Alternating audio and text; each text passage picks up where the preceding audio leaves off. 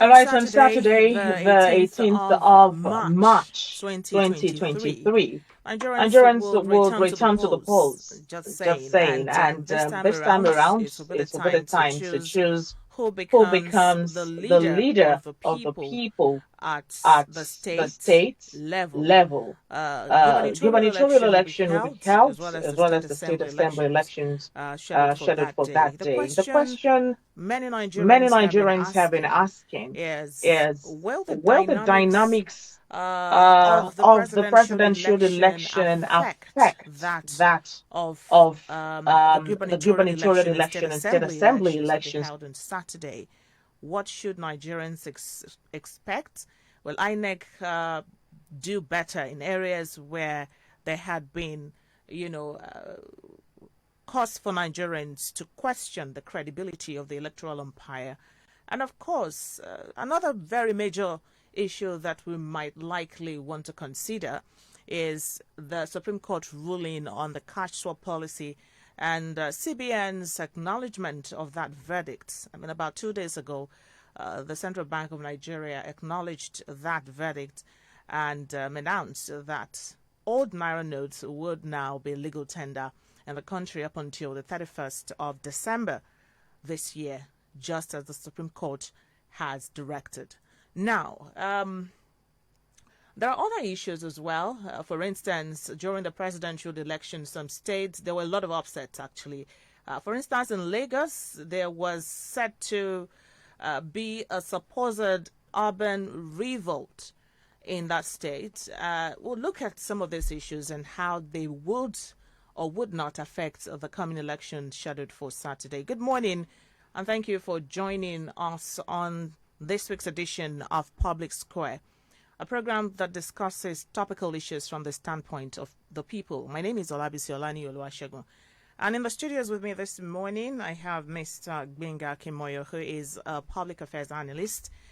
It's nice to have you join us again. Very good morning. Thank you very much, Olabisi. And good morning to all our listeners all over the globe. Yes, and we'll also be joined by Mr. Zadok Akintoye. He'll be here anytime soon. He's also a public affairs analyst. And our condolences go out to Mr. Tolubabaleye, who lost his mother yesterday. He's supposed to be here this morning, but currently he is bereaved. May Mama's soul rest in perfect peace. All right, moving forward, let's quickly talk about the presidential election and some of the surprises that we saw in that election, especially in the outcome, the results that were garnered after the presidential election.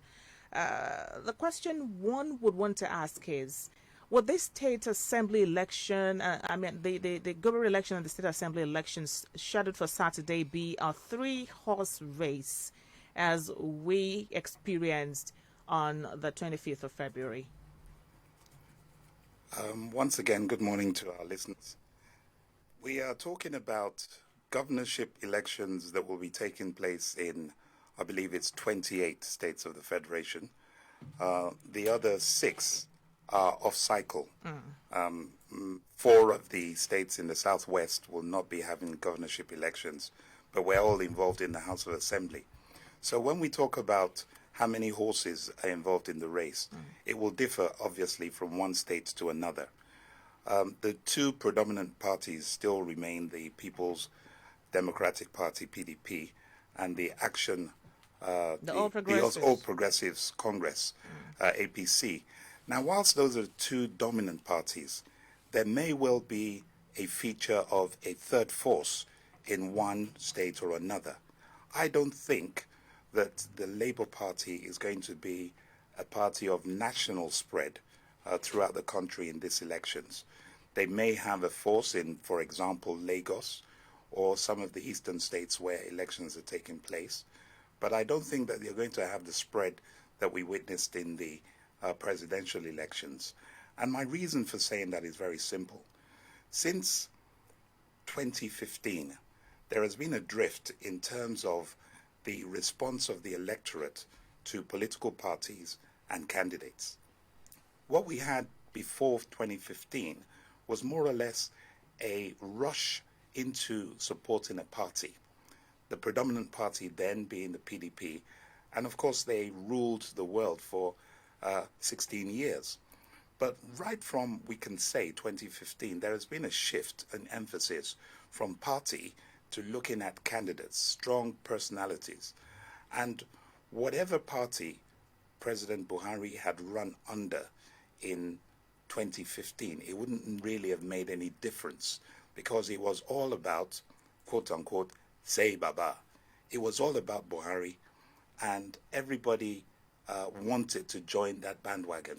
And you find that so many people down the ladder in subnational levels were able to cash in on that and win their own elections.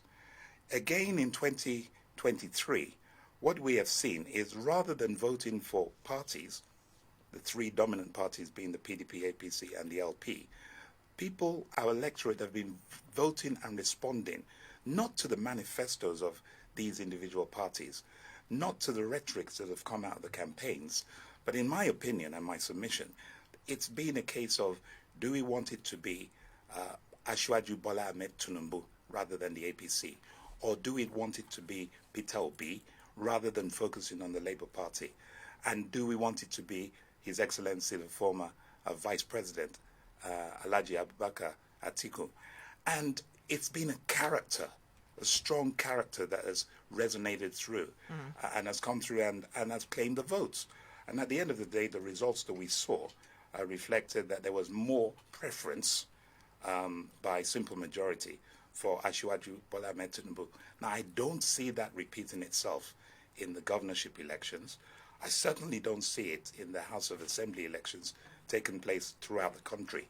Where you have strong personalities, don't be surprised that a strange party may just crop up, because people have come to realize that the party structure needs to be done away with.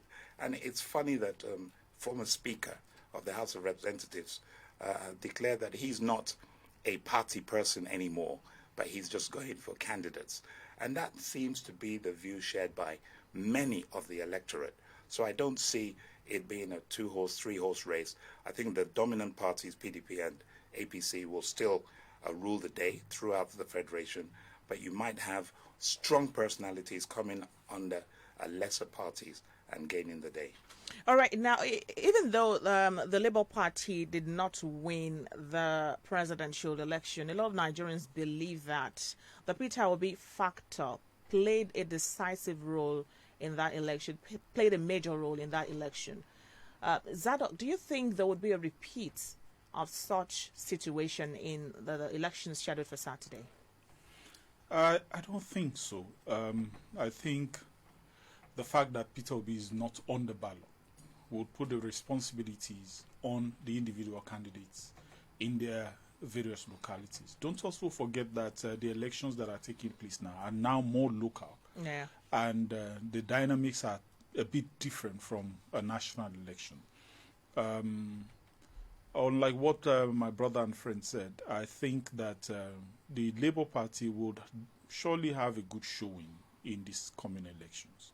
No politician would disregard what happened on the 25th of February. You understand the fact that the general majority of Nigerians have become quite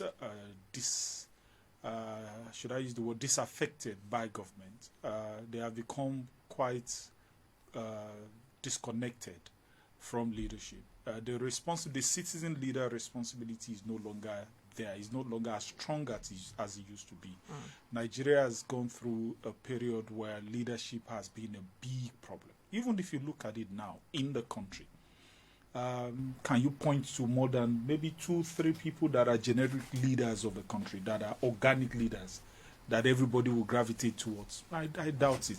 Beyond the fact that some people have been opportune to lead the country at a time and have automatically become positional leaders in Nigeria, people that we can go back to refer as having led the country, but people that will be followed based on their person are very few. And one of those who has emerged in this election is the Peter Obi individual. I will tell you that he's quite brilliant. He understands his politics, and his timing was fantastic, particularly with reference to the fact that the PDP as a political party was not able to handle itself properly going into the elections. And so when he left the PDP, he gave a semblance of hope to a lot of Nigerians who were displeased with either the PDP or the APC. And so, but that factor will no longer be there for the individuals contesting either as for the governorship positions and the House of Assemblies across the entire country. Okay, now let's take a critical look at the politics in Lagos. At the presidential polls, Lagos lost to the Labour Party by a very slim margin. And this was a surprise to a lot of people. Since 1999, Lagos has been governed by the same party, and that's the Progressive Party, under whatever nomenclature. Now, what is this going to mean for Lagos politics on Saturday, especially for the gubernatorial election? There's been a lot of pressure. In fact, social media folks would say that pressure tiwa, the pressure is getting really worse by the day. Given the fact that the man who the Labour Party is presenting as its candidate, that's Mr. Gbadebo Viva, whatever that name is riding on the popularity, the existing popularity of Mr. Peter Obi.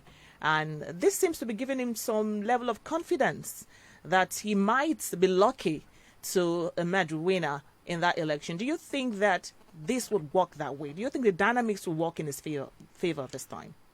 I can tell you for free that the Labour Party won't win in Lagos State. What you saw in the presidential election was largely targeted at the individual that had become the scapegoat of the APC in the last 8 years, the scapegoat of the misgovernance of the APC. That's Bola Ahmed Tinubu, the president-elect. The president-elect. And if you look back at it, there's multi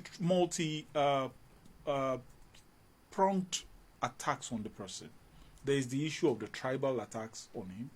There's the issue of his personality being attacked on a daily basis. People have said, okay, is this, is that. There's also the issue of him belonging to a political party that people feel that they need to also get out of power. So, but it won't play the same way in Lagos for Sanwo-Olu. The Vivo or I can't pronounce. I don't even know how to pronounce his name, person. He's not going to make as much headroom as Peter Obi did against Tinubu, because in Lagos State, and the Labour Party made a mistake in most of its campaigns to allow its campaign to take an ethnic coloration, to allow its campaign to take a pattern that's called and asked for the ethnic sentiment of the people in that locality to be incited. And I say it's because they are not children, they're students of history. Lagos State has always had a character of not being religious, neither being tribal or ethnic in the way we lived. I was born in Lagos. I grew up in Lagos. And I, as a person, even if I may have had sentiment towards them, I couldn't but come against that attempt to Narrative. destroy the culture of Lagos. In Lagos, who cares who you are? We grew up with people who were Yoruba, Igbo, Hausa. We all grew together. The questions being asked in Lagos now are questions that can be asked in other states but not in Lagos. You can't push an ethnic agenda. I listened to Chief Bode George. I listened to about a 3-hour interview he had with an online organization. And I couldn't but, feel sad for the narrative he was trying to push with his support for the Labour Party. Look, in Lagos, there are 2 sections of Lagos State. There is the pre-colonial, there's the colonial Lagos, which is restricted, the Lagos itself, which is restricted to Lagos Island, which is where slaves were settled, or were resettled during the repatriation of slaves from different countries where they had been moved illegally. Now, these people that were settled back there lived only on the island. That's why if you go to the island, you have Brazilian quarters, you have the Itai Dugoron, you have those places. These were settlers that were brought to Lagos. And during the Western region era, Lagos State as a whole was largely under the Western region. Lagos Colony, where Baba Bode George is talking about bring a true Lagosian, was the settler of the repatriated slaves. But Lagos, that has now evolved into Lagos, includes the land belonging to the Elaje, the Ijebu people, the Egba people, the Awori people. So when you come to Lagos to push such a narrative that you need a Lagosian, a true Lagosian, what you are saying is that you need one person from that Lagos colony of the colonial era. Because the Lagos we have now is the melting pot of all people. Every tribe in Nigeria. Are you buttressing the position of a lot of our brothers from the East that Lagos is a no man's land? It's an insult. I have said this severally. You can't say that. That's what I meant by allowing your aspiration to take an ethnic coloration. It's an insult. You can't say that. Because when you push a narrative that Lagos is no man's land, yes, indeed, in principle, the colonial region of Lagos Island belonging to the white people, which was not even part of the Western region when Baba Olowo was there. It wasn't part of Western region. They considered themselves as Lagos. All the land from Fadeyi axis downwards to Agege to Badagry was considered as part of the Western region. So when you say Lagos is no man's land, it's because you are not a student of history. If you want to say that, you will restrict it to Lagos Island, the Itai Dugoron, the Itafaji, the Tinubu Square. You will not take that as the history of Lagos. So for a people that have been, I told you that I was born in Lagos. A people that have been as accommodating as the Yorubas have been. Yorubas don't look at you based on where you are from. We lived in a house where at night you have more than 50 Hausa people living in the house with us. We have Igbo people trading with us. You see, Mama Chinedu, you don't even bother to ask what's the meaning of Chinedu. Chinedu is your friend speaking Yoruba. So when you bring that narrative as a sort of vehicle towards grabbing power, you destroy, you challenge the peace, you challenge the culture of the place, and then that creates conflict. And that's why I tell you, my uncle called me from Lagos. He said, Rotimi, Anigbao. And those are comments that you will not have seen ever coming to Lagos. Okay. So they've made a very, very big mistake, and they should take caution that we don't push this kind of narrative in an environment that is as inclusive, that is as accommodating, where the Oyo man, the Osun man, most of those in power in Lagos today are originally from Osun, Oyo, Ekiti, Ondo. Nobody cares where you are from as long as you are able to, settle and make your living. So when you challenge that, you are challenging the entire region. You are challenging the peace that defines us as Yoruba people. Okay, now let's look at this politically and looking at the numbers from the last election. Mr. Akinmoyo, Do you think that, apart from the sentiments and the narratives that have been pushed on social media, and do you think that the Labour Party that won the presidential election has such chances again on Saturday? Well, I share the sentiments of my brother Zadok that the results for Saturday will be completely different to what we saw in the presidential elections. I want to draw an illustration from the sporting world. The World Cup that was held recently in Qatar was a departure from the norm. It's a nation that were awarded, and there were so many things that were going on, including religious conflict and disagreements. So many nations wanted to display certain slogans and were very, very much against the religious practices from that nation. But the country spent a lot of money. It's reported that they spent close to 200 billion to host the World Cup. Did they think they were going to win? Hell no. But it's a sport, and they went into it competitively. Now, in all honesty, Peter Obi has gone into a contest that he really did not expect to win. He knew that. But he got on the train. The ride seemed good. He went further in his journey than he had initially expected. And the response he got from people, because of the way and manner in which he ran the campaign, worked for him. And I said earlier, a strong candidate. He was a strong candidate, but that was him as an individual. The sentiments that Zadok shares, I share them too. I grew up in Lagos when I returned from the UK in the late 70s. I did my secondary school, my high school, and my university there. The first time I left Lagos after 10 years was to go and serve. And we didn't look at people as being Igbo, Hausa, Yoruba. We were all just one family in Lagos. And that's the way it's always been in Lagos. And that's why so many people who live and grew up in Lagos will tell you they can never live anywhere else because it's so cosmopolitan. But this election, the Labour Party, and in particular his handlers, went so far down the road to cause distress and to wake up people and say, look, they want to take us over. They want to run us over. And it's true. The Lagos Island is probably 1/5 at the very most, 20% of Lagos State. Because Lagos has so expanded now, it's unbelievable. As far as Badagry in one direction, the Agege axis has expanded. When we were growing up, if you got to Ikeja and you got to Ogba, that was the end of Lagos.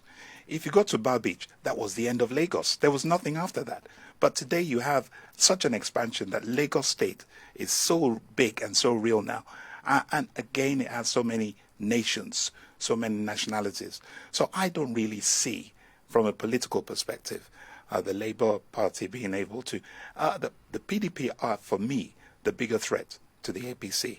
And they need to galvanize themselves, get back on their feet, because they performed pretty bad in the presidential elections. But I see them as being a bigger threat to the APC even than the Labour Party. Than the Labour Party. That's my candid opinion. Okay. All right. And now let's look at the place of INEC, the umpire in charge of the electoral process. At the presidential election, we got a lot of, submission from Nigerians, some negative, others positive, but that is not to outrightly, say that the election was totally without its own challenges. Now, how would you expect INEC to improve on its outing the last time? What areas do you think INEC should look into as we go to the polls on Saturday? Zadok. I think first would be the logistics of getting the election materials to the election units on time.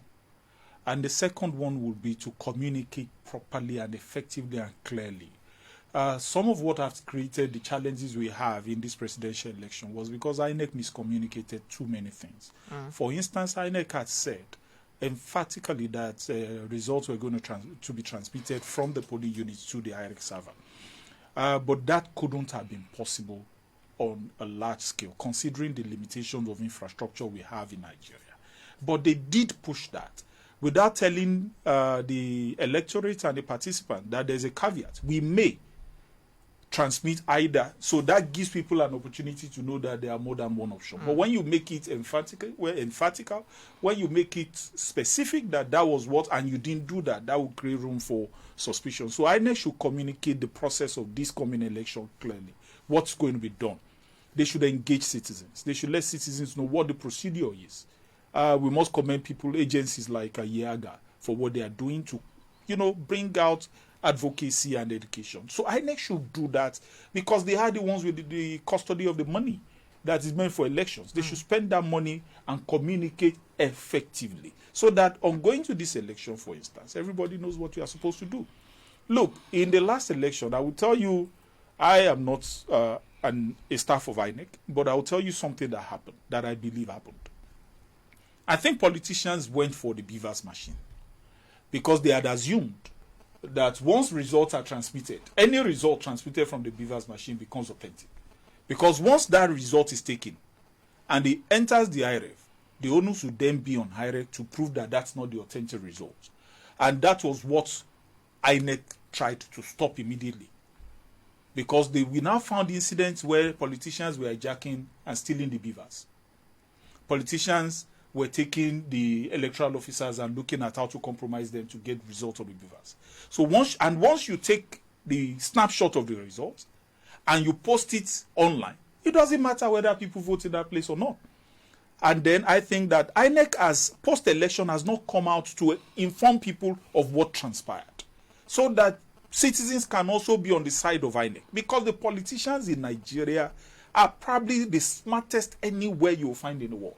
They understand how to adapt effectively when it is required. They understand how to prepare. And so if you give politicians room to compromise the process, they are going to do it. And I think they tried. INEC has come up to say that their server was attacked so many times during the process of this election. Because people knew, the participants knew, that once a result hits the IREF, it becomes the authentic result, even if you wrote it in your home.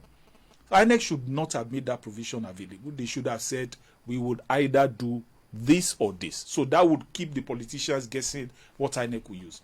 So I think that if they deal with communication effectively, ensure that the materials are at the polling units on time, we would have a good election. Okay. They must also take into cognizance the fact that now politicians are aware that in places where election is disrupted or where the vote is not does not tally with the number of people that are accredited to vote, that the results will be cancelled.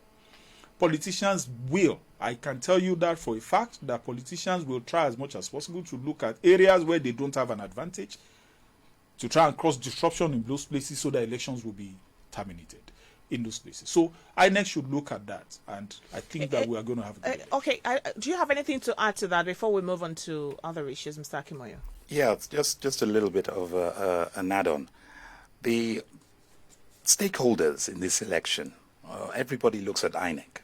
They're just the umpire. They're just regulating, monitoring the whole procedure.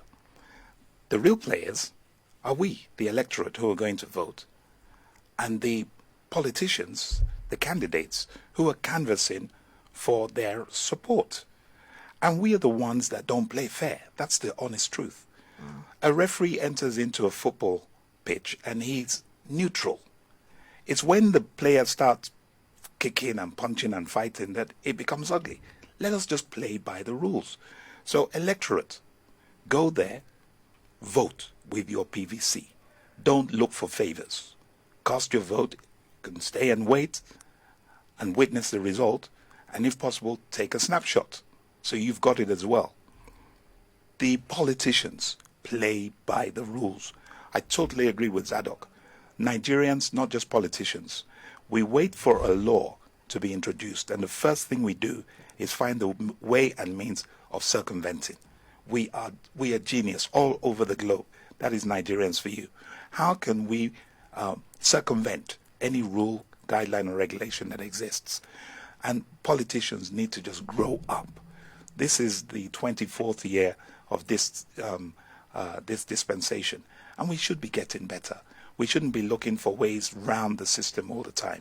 And of course, anticipating what could happen, the law enforcement agents need to be more than just bystanders. Because oftentimes what you see is violence or a skirmish breaks out, and what the law enforcement agents do is just turn a blind eye. They look away, and people perpetuate whatever they want. Now, Zadok is quite right in saying that, look, if I'm not going to win in a particular unit, I might as well get it cancelled, so it doesn't count for the opposition. And that is something that all of us need to be aware of. I sense that if you have agents across the board for all the political parties, it's harder to do.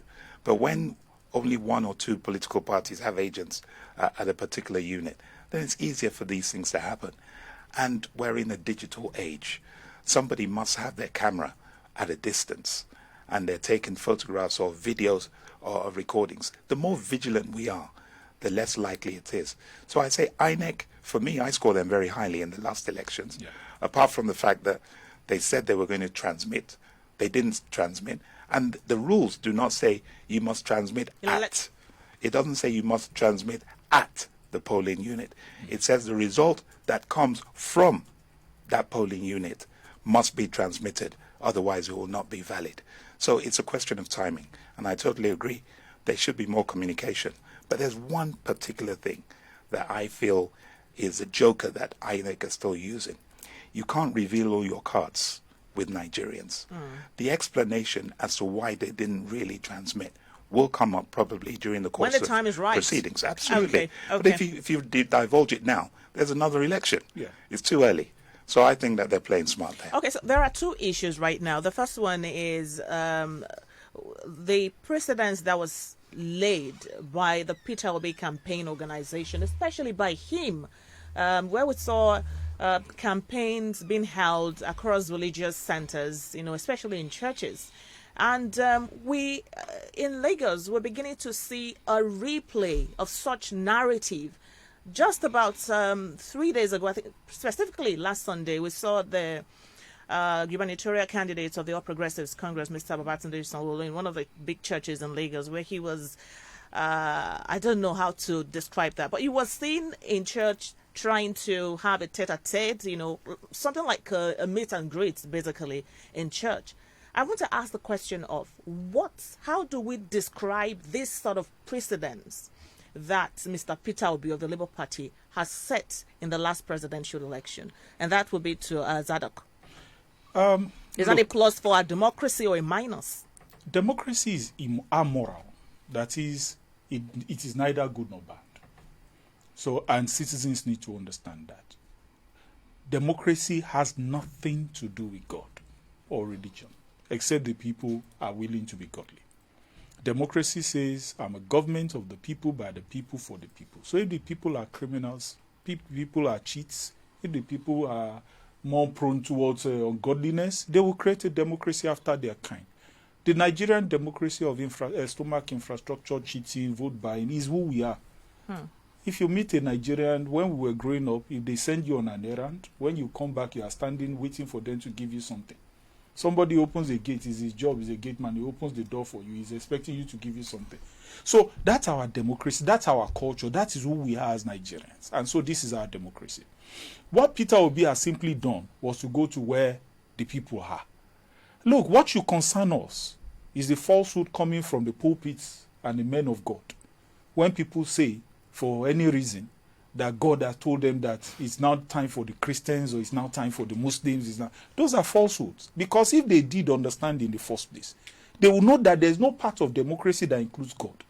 God has never registered to vote. He has never voted in an election. No angel would ever register to vote or subvert an election.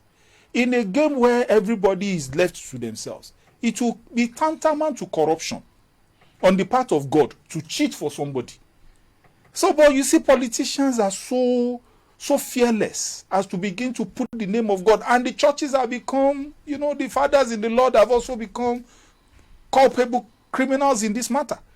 When you come and say that God has told you that somebody is going to be president, and the man does not become president, you should automatically know that that person has lied. But because we cannot hold people accountable for what they say, in the Bible that we all subscribe to as Christians, There's no time God said something will happen that it has never happened. No time. So when you disrespect the principle of God out of your ignorance of the fact that God is not a democrat.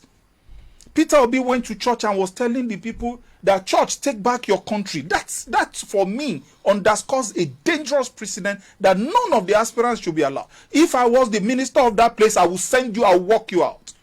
Because number one, who told you that God votes in a democracy? A democracy says government of the people, by the people, for the people. It does not include God. So when you bring religion for your personal reasons and you compromise religion, you bring shame to the gospel. And that's what you see now. We should stop it. And I think the Christian body should stop it and get informed and understand. Number works in a democracy. So you will see politicians going to church. Baba Obasanjo used to do it. He will go to Redeem. People will go to church so that they can sell themselves and communicate with where the people are gathered. It's okay. But when you begin to put religion, when you begin to place yourself as if you are now the mandate of God, and then it doesn't work, you shame that pulpit, you shame the gospel that is being preached. That's why I am more passionate about what's happening in Lagos. In Lagos, my father has only one sister. Both of them are late now. My father was a Christian, his sister was a Muslim. I can recite part of the Quran. That is Lagos State for you. On Monday, we all, whether you are Christian or Muslim, we go through the Lord's Prayer and all. On Friday, we all go together. Bismillahirrahmanirrahim, alhamdulillah, rabbi alamin, alamonirrahim, moliki yabidin. We say it together. You don't care whether the other person. I used to have friends, Itoro. Itoro is not a Yoruba name. Saleh is not a Yoruba name. Haruna is not a Yoruba name. Chinedu is not a Yoruba name. All of us spoke Yoruba, we live together. So, if Christianity is about love, we should deny politicians. And if Islam is also about peace, we should deny politicians that disrespect of our pulpit to preach a gospel of self in a democracy that does not pretend to be godly. And that's the danger in Lagos State, whether you are Christian, Muslim, whether you are Igbo, Yoruba, Hausa, Fulani. Everybody must understand and agree that we cannot allow religion and ethnicity into the politics. If you are good, in Lagos State, there are as many roads belonging to named after Igbos and non-Yorubas as they are named after Yorubas or Hausas. Or that is Lagos. So this is a bad precedent, and this is why I say that Mr. Peter Obi, and those supporting him must be careful. You Alola Mario, my boy. You can start something that you will never be able to handle. Lagos State is for everybody. We must live in peace. Okay. I think that the emphasis on the church by Peter Obi was tactical. It was a direct response. Was that a good tactic? It was direct response to the Muslim ticket. That's probably the only reason why he capitalized on it. And he felt that, let me whip up the sentiment of the Christian faith. The reason I asked that question, I don't think it's a healthy tactic. But in politics, you use every trick in the book.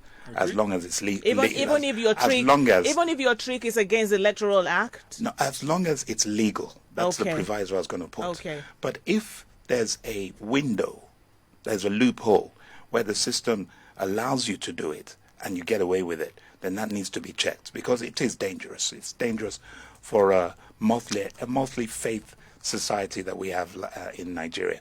No, you don't have to be a Muslim or a Christian to be a Nigerian.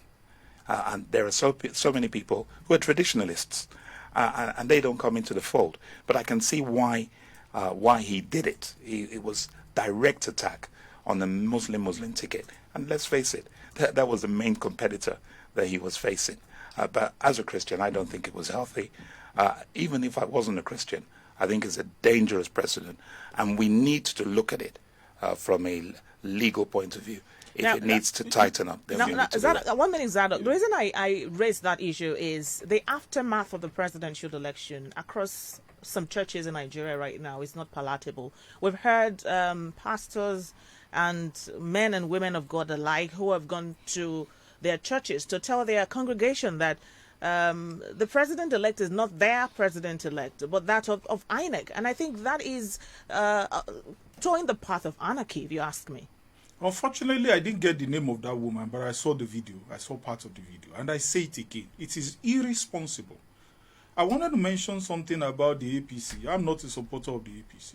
But Tinubu picked a co-candidate who was a Muslim. How did he communicate his choice? Did he say to the Muslim community that it's our country?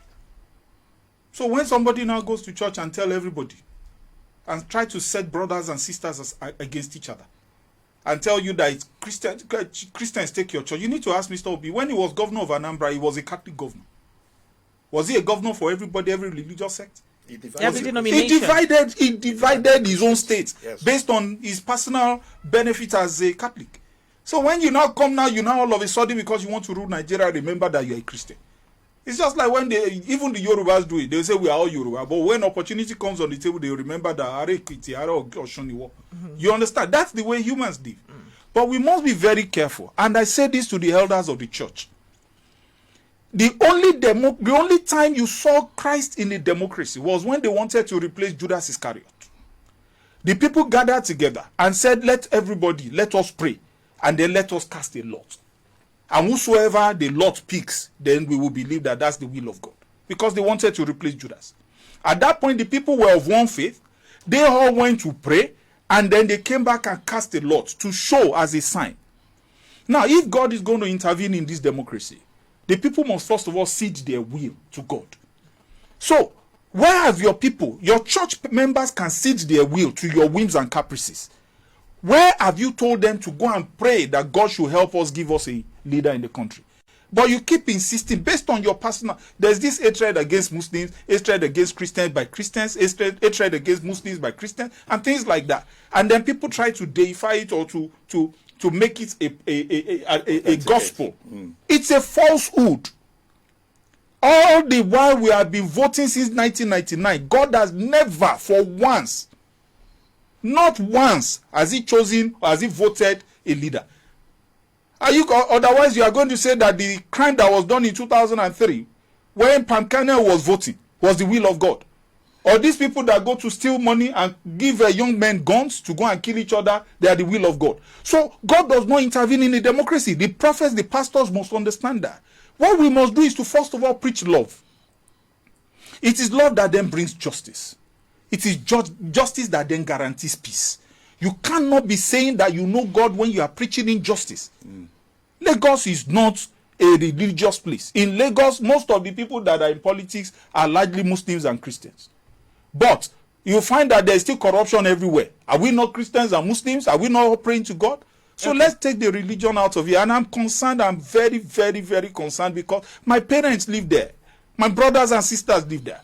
We live with friends. So when you start this so unprofitable crisis in Lagos, how are you going to bear it? You are going to set a precedent that will be difficult to heal. Now, talking about corruption, before the presidential election, there was a lot of back and forth about whether or not the CBN would, clear the coast for old Naira notes to be in circulation.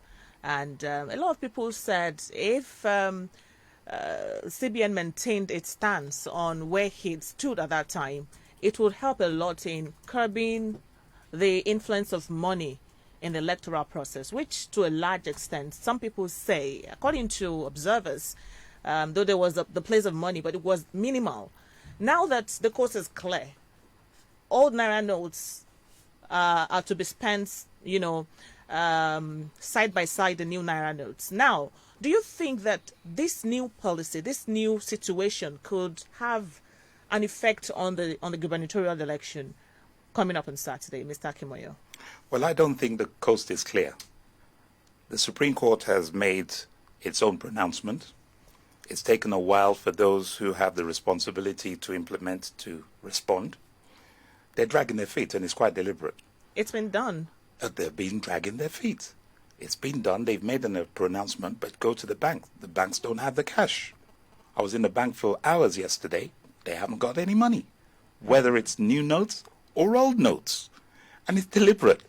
Now, Yes, vote buying is something that we want to get out of the system. Why do you think it's deliberate? I think it's deliberate because there's another election coming up in 2 days' time. So if there is no money available, then you cannot buy votes. You cannot physically buy the votes. You do transfers. Transfers are not going. In the last 48 hours, I personally have had 6 attempts to transfer, and they've just not delivered. So with your bank app? Yeah, with my bank app, yes. Now, one reverted just this morning, and the money was returned to me. The reason I'm asking these questions is I've been transacting and without hassles. Oh, it depends on the bank. Yeah, well, I use various banks, and that's why I say it's quite deliberate to stall the free flow of cash before the eventual election day, which is the 18th of March. Now, that might be healthy in one sense, because we're trying to get rid of vote buying. But you don't get rid of vote buying by forcing people not to do it. You have to change the culture. You have to make people realize that this is not healthy for the democracy. Because if they haven't got it out of their system, they're actually not going to change. And what our politicians have done is they've found other ways around it. On election day, there were some cards that were being circulated, and that was turned into cash. I told you, I said Nigerians will always find ways of circumventing the system. We're very smart at that. So it's not been removed, it's been reduced quite significantly. But what we really need to do is to educate the people about the importance of voting conscience, the importance of calling your representatives who are elected to order. And if you haven't taken an upfront payment, then it's easier for you to do that. I don't think that money will have a significant influence in this election on Saturday because there's just no cash anywhere. Old notes, new notes. But regarding the policy, I'm a little bit upset that the Supreme Court didn't give penalties and punishments for those who were in contempt. I'm also disturbed that Mr. President tried to sidestep any blame by simply saying there was no reason for the central bank not to have complied almost immediately. It's taken about 8, 9, 10 days. And in fact, he didn't instruct them to act. He simply said, I don't know why you haven't acted. And then the CBN governor made the pronouncement. Now, why has he not been sanctioned or punished? You can't do wrong. It's caused a lot of grief.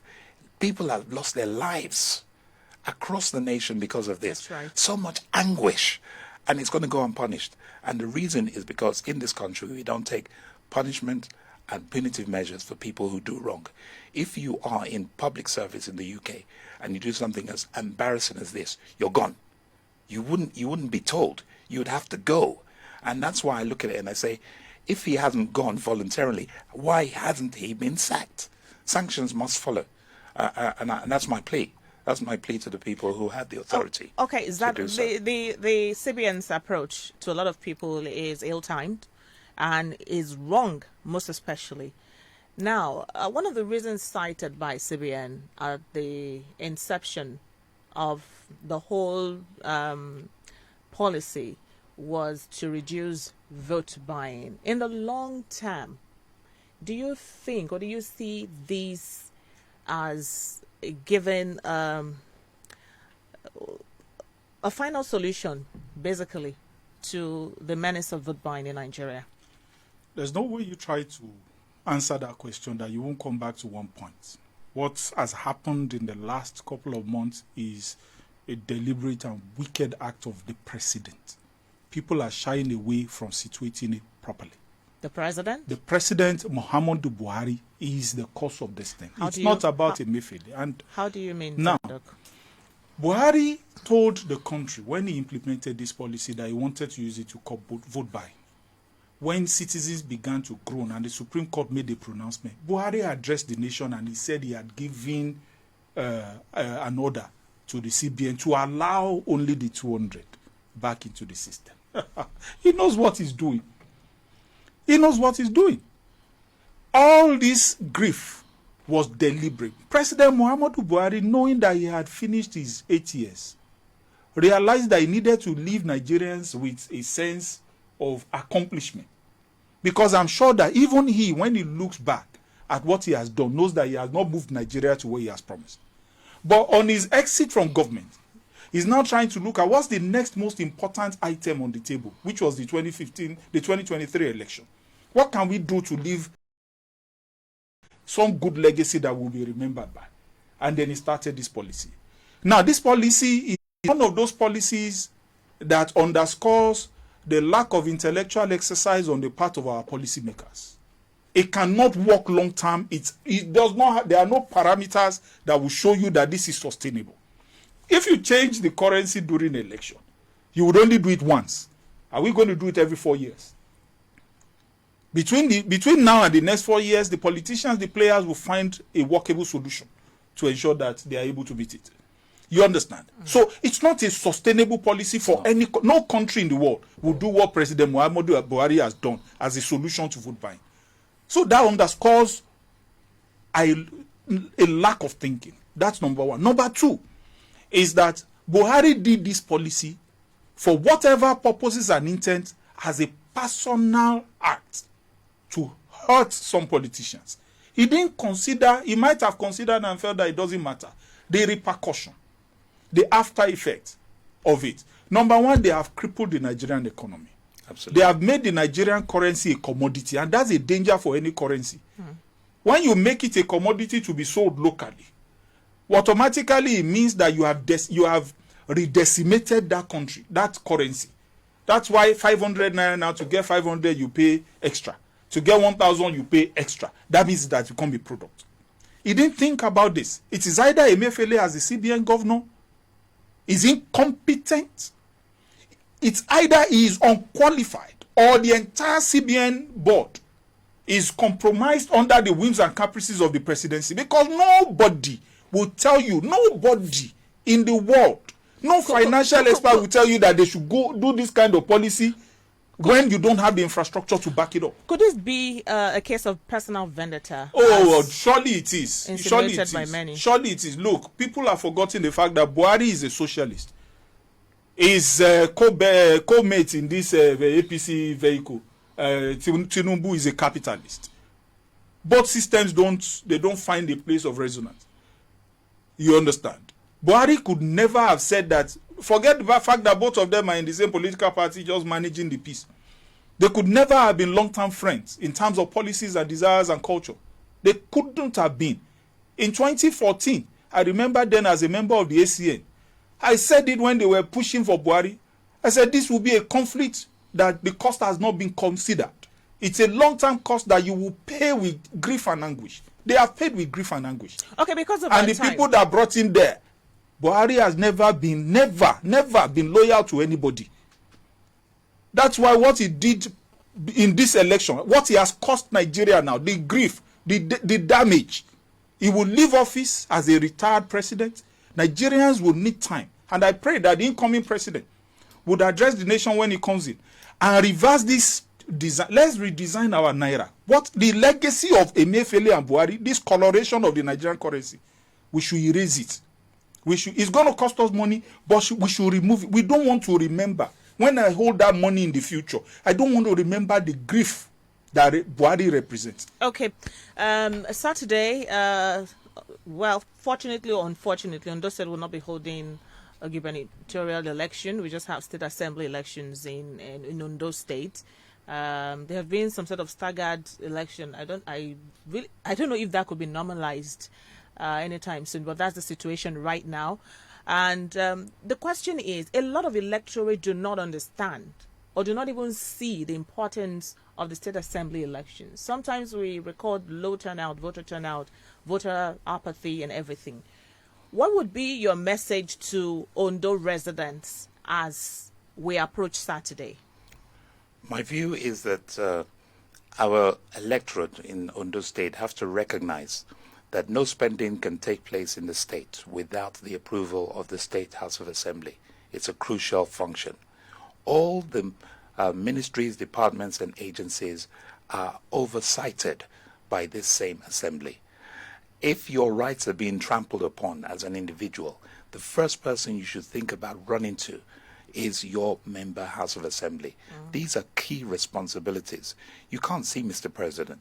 You probably will not be able to see your Senator or House of Rep members because they're in Abuja. But here on our doorstep, this is the person that you run to with critical issues that affect the state. It's a very important election. We should see it as important, and we should participate. Vote on Saturday. Make sure that you get the results for your polling unit, because we might have to call you as a witness tomorrow. But it's important that you participate. That's my message to Ondo State residents. It's as important as the presidential election, if not even more so. Okay, Zadok. Yeah, I'll quickly say the political parties need to be more responsible. The quality of representation that you are going to offer the people will determine how well the people come in. There's a disconnect between the parties, the candidates, and the people themselves. So I don't see any magic being done now until the political parties are able to connect that bridge where they do their responsibilities and carry the people along in such a way and manner that people feel responsible to helping them get candidates in. Whether you are APC, PDP, whatever political parties, I think that we need to start considering those that we put at the helms of these institutions. Okay, thank you very much, Zadok, for that beautiful closing remark. I want to thank my studio guests for being a part of the program this morning. Mr. Gbenga Akinmoyo, thank you very, very much for coming in. It's been a pleasure. And to Zadok, I want to thank you again. Thanks for having me. And once again, our condolences go out to Mr. Tolu Babaleye, who lost his mom yesterday. May Mama's soul rest in peace. Amen. Amen. My name is Olabisi Olaniyi Oluwasegun, and as everyone has said in the studio, Saturday, make sure to do your bets, vote, do not sell your vote, and make sure that your vote counts. Until next week, Thursday, when we will be back, my name is Olabisi Olaniyi Oluwasegun. Good morning.